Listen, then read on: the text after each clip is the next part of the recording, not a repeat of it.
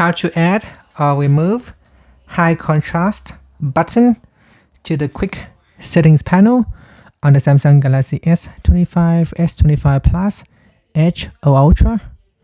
First, tap on the home button to return back to the home screen. Now from the home screen, swipe down at the top to open up quick settings.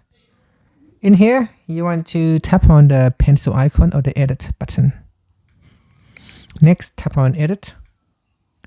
Then we go down to the available buttons panel and then tap on high contrast. So tap on high contrast fonts and that will be added to the quick settings panel. From here, tap on done, then tap on done again to save the changes.